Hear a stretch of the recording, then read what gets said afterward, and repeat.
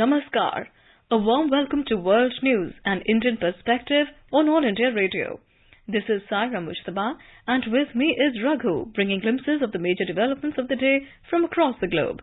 Over the next half an hour, we shall bring you the latest from the world of politics, economy, sports, entertainment and more. The headlines. India asserts its commitment to common global goals, green transition and energy availability to all. Russia ready to resume gas supply to European Union through Nord Stream 2 pipeline, says President Vladimir Putin. IMF scales down its global growth projections to 3.2% for 2022 and 2.7% in 2023. India to remain fastest growing large economy in the world. New Delhi says the historical injustice of continued denial of representation to Africa in permanent category in UN Security Council needs to be corrected. US imposes visa restrictions on Taliban over repression of women. Over 1,300 Indian students receive Chinese visas to resume education. Women allowed to perform Hajj and Umrah in Saudi Arabia without a male guardian. And in women's cricket, India to take on Thailand in semi-final of T20 Asia Cup in Bangladesh on Thursday. And now the news in detail. India's Petroleum and Natural Gas Minister Hardeep Singh Puri said the country's energy strategy is mindful of commitments to global commons, green transition and ensuring energy availability, affordability and security to all. Mr. Puri said India has taken many steps towards low-carbon development, including hydrogen fuel and biofuels. Speaking at a roundtable discussion on opportunities in the India-US Strategic Partnership at Houston in US on Wednesday, Mr. Puri remarked that 25% of global energy demand growth in the next 2 decades is going to emanate out of India.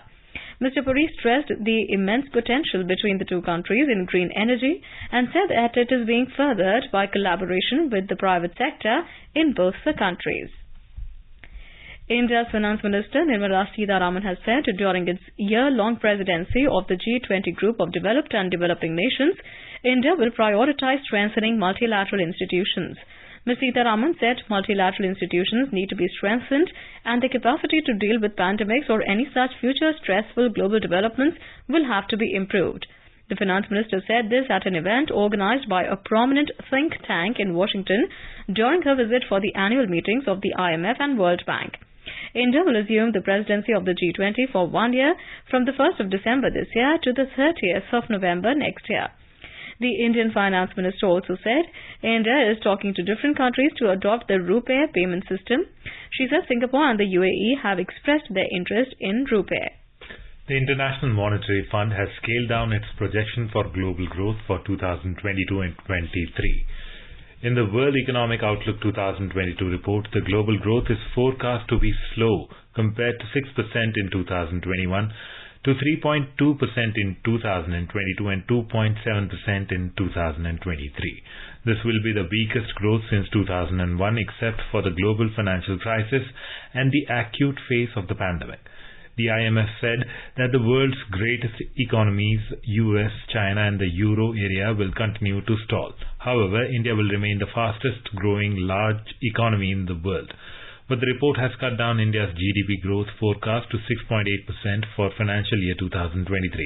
IMF expects that inflation in India will come down to 4% range next year.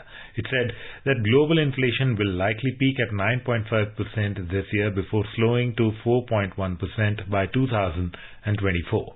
IMF also warned that a major economic slump is yet to come and 2023 will feel like recession to many people. The International Monetary Fund (IMF) further lowered its growth forecast for China's economy in 2022 to 3.2% from its earlier estimate of 3.3%, saying the country's slowdown, the Ukraine conflict and inflation triggered by aggressive US monetary tightening are the three main headwinds facing the global economy. China's economic outlook is dim due to a number of factors, including Beijing's inflexible zero-COVID policy, a property sector downturn, and a volatile geopolitical situation. According to the IMF, the factors will impact the rest of the world, given China accounts for 1/5 of the global economy and is integral to supply chains. Russian President Vladimir Putin said on Wednesday that Europe was to blame for its energy crisis with policies that starved the oil and gas industry of investment. Speaking at an energy forum in Russia, President Putin said price caps would make the crisis worse as European Union states tried to forge a deal on ways to contain soaring energy costs. The Russian president said the leaks in the 2 Nord Stream pipelines running from Russia to Europe were an act of international terrorism and about depriving people of cheap energy. An international investigation is underway into explosions last month that ruptured the Russian-built Nord Stream 1 and Nord Stream 2 pipelines on the bed of the Baltic Sea. President Putin said gas could still be supplied by one intact part of the Nord Stream 2 pipeline, but it was up to the European Union whether or not it wanted gas. Germany cancelled the Nord Stream 2 project after the Russia-Ukraine conflict. Mr. Putin said Russia was not to blame for the sky-high energy prices in Europe. The impact of efforts to use less Russian energy plus steep cuts in supplies from Russia have been felt across the 27-nation EU, with gas prices almost 90% higher than a year ago and fears of rationing and power cuts over the coming winter. The pipelines, which have become a flashpoint in the Ukraine crisis, have been leaking gas into the Baltic Sea off the coast of Denmark and Sweden.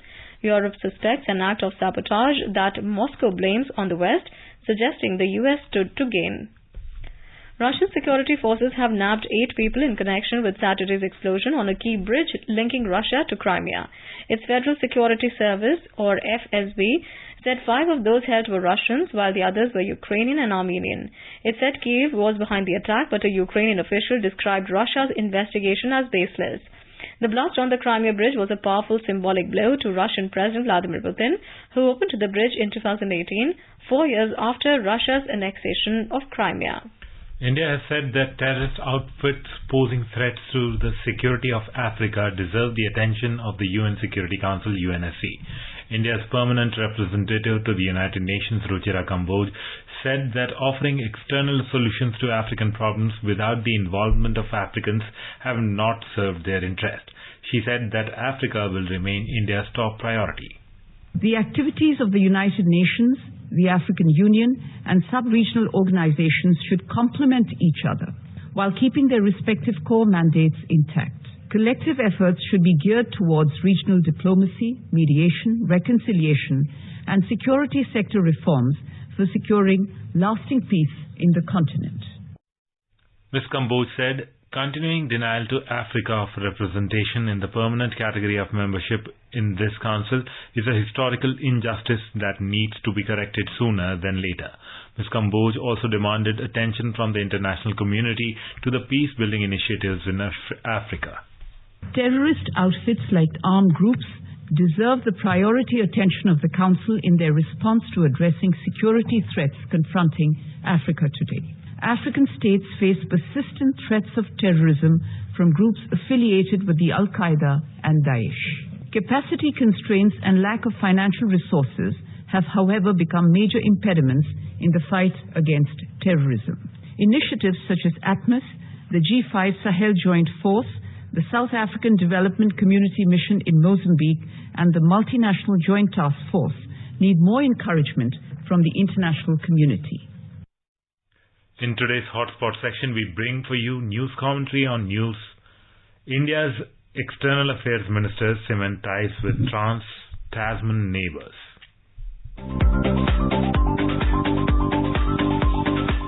The External Affairs Minister Dr. S. Jaishankar was on a visit to trans-Tasman neighbours New Zealand and Australia. This was the External Affairs Minister's first visit to New Zealand. In Auckland, Dr. Jaishankar participated in an event along with the Prime Minister of New Zealand, Ms. Jacinda Ardern, to felicitate members of the Indian community in New Zealand for their exceptional achievements and contributions. Both the leaders released the India at 75 postage stamps to commemorate and showcase Azadi Ka Amrit Mahotsav in New Zealand. The minister also launched the book Modi at 20 Dreams Meet Delivery. Prime Minister Narendra Modi's special bond with the Sikh community, heartfelt, the legacy of faith, was also released. India and New Zealand enjoy cordial and friendly relations rooted in the linkages of Commonwealth, parliamentary democracy and the English language. The two countries have been fellow travelers in their commitment to disarmament, global peace, North-South dialogue, human rights, ecological preservation and combating international terrorism. People-to-people contacts have been in focus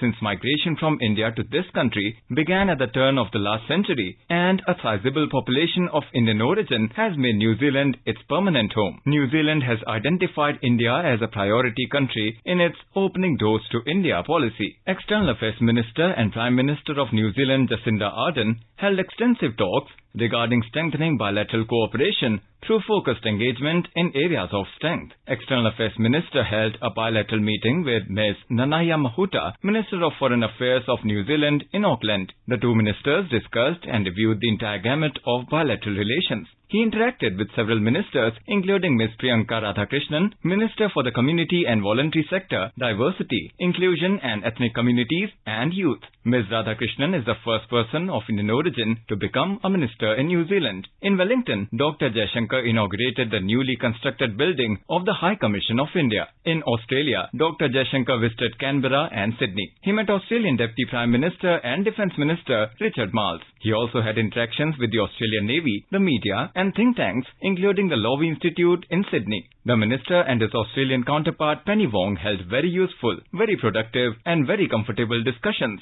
Both India and Australia are strong, vibrant, secular and multicultural democracies. Both have a free press and an independent judicial system. Cricket and the large number of Indian students in Australia for education are significant elements in awareness at the popular level. The relationship has grown in importance and has made rapid strides in all areas: trade, energy and mining, science and technology, information technology, education and defence. Australia is in India's extended neighbourhood. The two countries are members of various multilateral groups. In the Foreign Ministers Framework Dialogue, the two ministers exchanged views on a whole range of issues: trade and economy, education, defence and security, and clean energy. Many agreements and understandings were reached to expand bilateral diplomatic footprint in each other's countries. The bilateral partnership emphasizes on mobility of talent and skills. Both the countries can grow in education. India would like to see Australia, which is a major partner in education, also have a stronger presence in India, and that's something which both the Prime Ministers had discussed as well when they had met in Tokyo for the Quad Summit. Dr. Jaishankar was encouraged to see the economic cooperation and trade agreement that was finalized earlier this year, moving towards its ratification and entry into force. Steps are being taken to amend the Double Taxation Avoidance Agreement. Both the sides discussed cooperation in critical minerals, cyber, new and renewable energy. The Indo-Australian bilateral relationship has kept growing. The two sides are keen to taking it to higher levels. The foreign ministers discussed the Ukraine conflict and its repercussions, the Indo-Pacific, the progress in Quad, G20 issues, trilaterals, the UN, IAEA, climate finance, terrorism, sustainable development goals. As liberal democracies, both New Delhi and Canberra believe in a rules-based international order, in freedom of navigation in international waters, in promoting connectivity, growth and security for all. The Australian Foreign Minister said that countries make sovereign choices on matters that are important to them. India looks forward to taking over the chairmanship of the G20 at the end of this year. And as a member of G20, India considers Australia's views and interests as very important.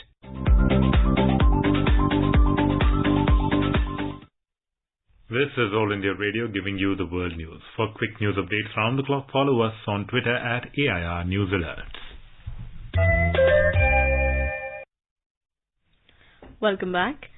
The United States has imposed visa restrictions on members of the Taliban and other individuals responsible for the repression of women and girls in Afghanistan through policies and violence. Secretary of State Antony Blinken in a statement on Tuesday said that visa restriction policy restricts the issuance of visas for current or former Taliban members, members of non-state security groups and other individuals believed to be responsible for or complicit in repressing women and girls in Afghanistan through restrictive policies and violence. He said immediate family members of such persons may also be subject to these restrictions. The statement said, despite public assurances that it would respect the human rights of all Afghans, the Taliban has issued and enforced a series of policies or edicts that effectively bar women and girls in Afghanistan from full participation in public life, including access to secondary education and work in most industries. The US called on other governments to join in taking similar actions and to continue to underscore a collective message that only a government in Afghanistan that represents all its people and protects and promotes the human rights of every individual could be considered legitimate. Chinese Foreign Ministry on Wednesday said that more than 1,300 Indian students have been issued visas to return to China to resume their education in Chinese universities and colleges. The Indian students were unable to resume education in China for over 2 years owing to strict COVID-19 travel restrictions imposed by the country in early 2020 at the start of the pandemic. Chinese Foreign Ministry's Asia Affairs Director General Liu Jinsong met with Indian Ambassador to China Pradeep Rawat on Tuesday and informed him about the progress in people-to-people exchanges. A statement by Chinese Foreign Ministry said the two top officials had a candid and friendly exchange of views on bilateral relations, international and regional situations, and issues of common concern. Meanwhile, China has imposed fresh lockdowns and travel restrictions amidst a surge in COVID cases. China has reported the detection of 2 new subvariants of Omicron, which are highly infectious with greater transmissibility. According to local reports, the BF7 was detected on the 4th of October in Yantai and Shaoguan City. The subvariant BF517 was detected in the Chinese mainland for the first time. Earlier, the WHO had warned against the highly infectious BF7 subvariant. Myanmar's Nobel laureate and deposed leader Aung San Suu Kyi on Wednesday was sentenced to 3 years in jail for corruption, bringing her total prison time to 26 years. Media reports said the Mandalay Region High Court handed down the sentence at a junta-controlled closed court in the Nay Pyi Taw detention center. The allegations were made by the businessman Mong Beek, who in video testimony recorded by the junta in March 2021 accused the state councillor of accepting more than $550,000 in bribes on the 4 occasions they met between 2018 and 2020.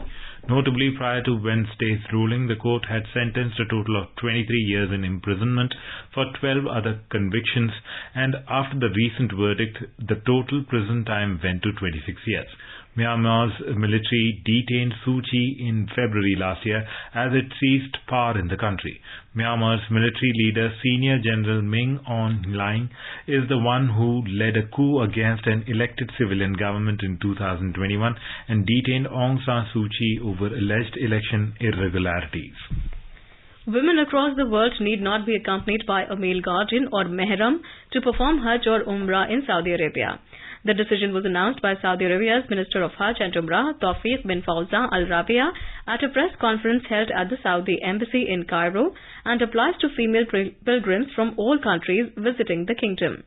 Saudi's Hajj and Umrah Services advisor Ahmad Saleh Alabi added that women are allowed to perform the pilgrimages accompanied by trustworthy women or secure company to perform Hajj or Umrah. He said this is the view of the Maliki and Shafi'i scholars.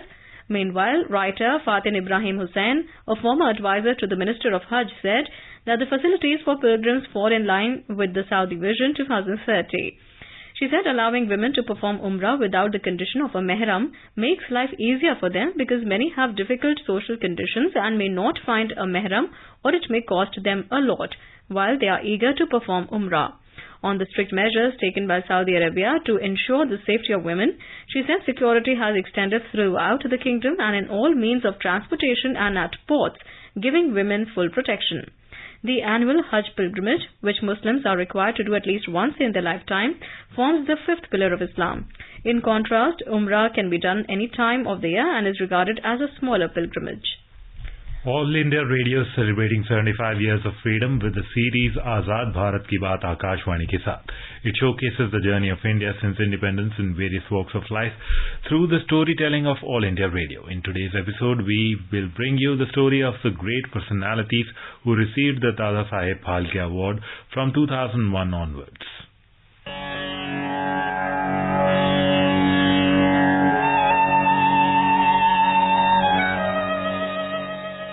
Dada Saheb Phalke Award is the highest award given in recognition of the outstanding contribution to the growth and development of Indian cinema by the recipient. In 2001, Yash Chopra, the king of romantic films, was honored with the Dada Saheb Phalke Award. Dev Anand, the evergreen superstar, also received the award. इंसान के अंदर का लोहा अपनी चमक दिखाने के लिए मौके की ताक में रहता है, और जब मौका आता है तो वो ये नहीं देखता कि उसकी बीवी का दिल टूटता है या उसकी माँ का दिल टूटता है या उसकी प्रेमिका का दिल टूटता है. Bengali author and one of India's most important filmmakers, Mrinal Sen, pioneer of the new wave film movement in Malayalam, filmmaker Adur Gopalakrishnan, acclaimed director Shyam Benegal, art filmmaker Tapan Sinha, and Manna Dey, the singer who pioneered a new genre by infusing Indian classical music in a pop framework, have received the Dada Saheb Phalke Award. Man V.K. Murthy, who shot India's first CinemaScope film Kagaz Ke Phool, Telugu-Tamil producer D. Ramanaidu, who features in the Guinness Book of World Records for having produced films in 9 languages, and Tamil filmmaker K. Balachandar, who introduced Kamal Hassan, Rajnikant, Sridevi and Chiranjeevi, were honored with the award.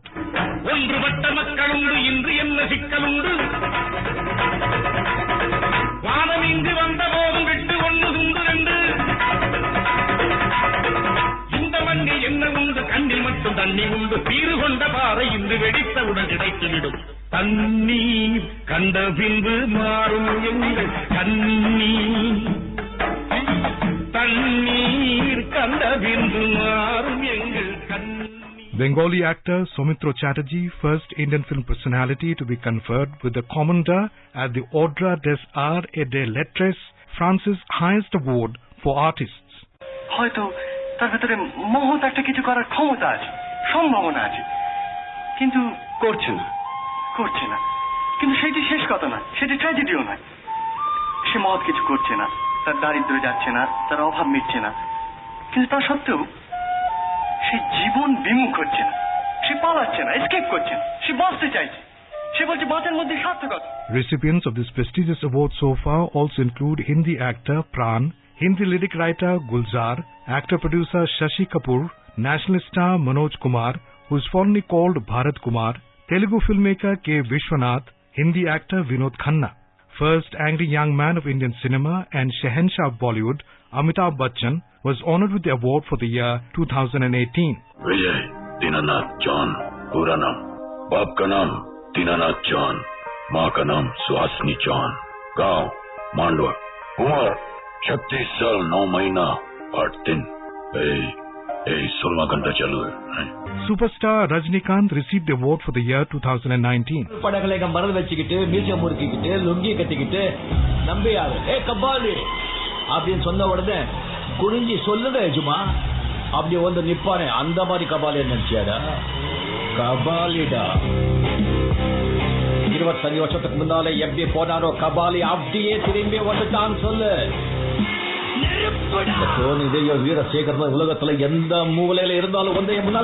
Actress Asha Parekh received the greatest cinema honor in 20.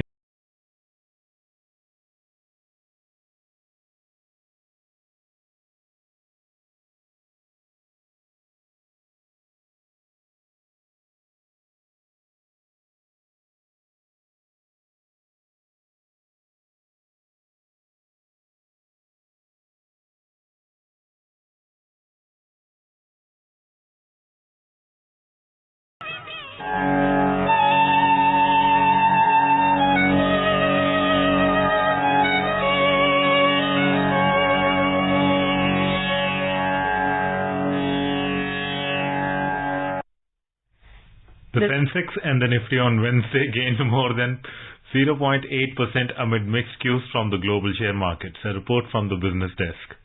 The Sensex climbed 479 points or 0.84% to finish at 57,626. The Nifty also surged 140 points or 0.82% to end at 17,124. At the global stock markets, Asian stock markets traded mixed. China's Shanghai Composite Index climbed 1.5% and South Korea's Kospi gained 0.5%. Japan's Nikkei 225 ended almost flat, while Hong Kong's Hang Seng Index slipped 0.4% and Singapore's Straits Times fell 0.7%. European shares traded mixed marginally in intraday trade. Oil recovered some losses from a 2% slide in the previous session. The crude prices rose, supported by supply concerns stemming from last week's OPEC Plus cut to its production target. However, a stronger dollar weighed on investor sentiment. In intraday trade, Brent crude was trading at $94.80 per barrel. Back home at the multi-commodity exchange, gold futures for December were trading at 50,990 rupees per 10 grams. Silver futures for December at 57,680 rupees per kilogram when reports last came in. And in the forex market, the rupee appreciated marginally by 1 paise against the US dollar. The domestic currency closed at 82 rupees and 31 paise against the American unit. Gaurang Dhawanlal for World News, All India Radio. India's Youth Affairs and Sports Minister Anurag Singh Thakur launched the WADA Athlete Biological Passport Symposium 2022, New Delhi on Wednesday. The event is being jointly organized by National Anti-Doping Agency and National Dope Testing Laboratory for the first time in the country and will run till Friday. Talking to media about the measures taken by the government to address the challenge of doping, Mr. Thakur said that on the anti-doping front, the government has tied up with the National Forensic Science University and Food Safety and Standards Authority of India so that nutrition supplements can be tested and its information can be shared with the athletes. The minister informed that the Government of India has recently enacted the National Anti-Doping Act 2022.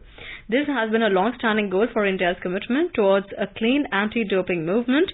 He said this act is the manifestation of the government's strong resolve for clean sports at all levels in the country. He remarked, the symposium will not only benefit the country but the world.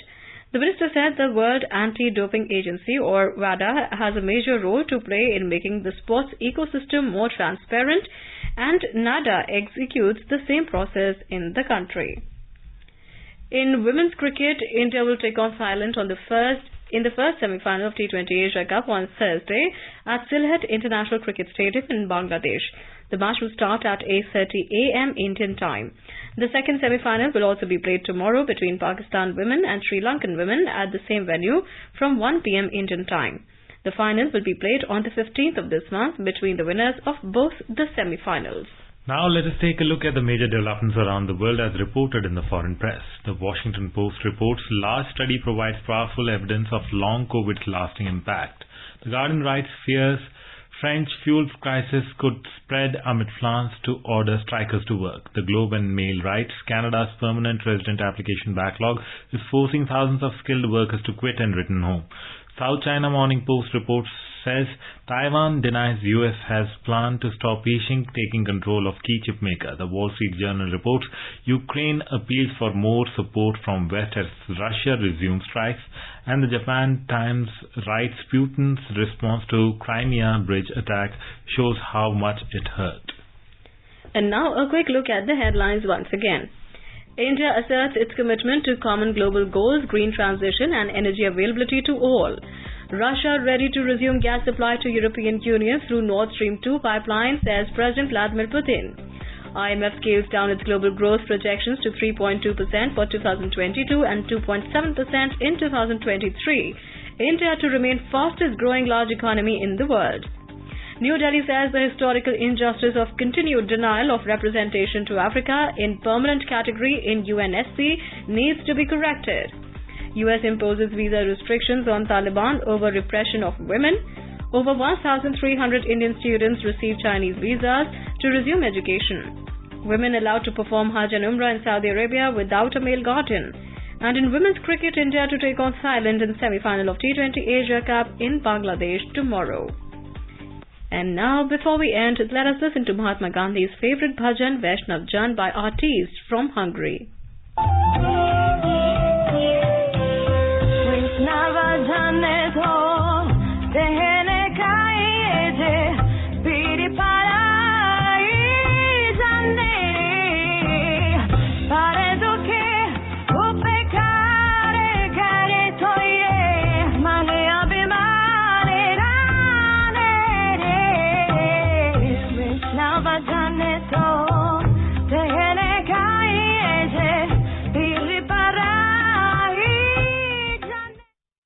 And with that, we end this bulletin. We'll be back at the same time tomorrow with the next edition of World News.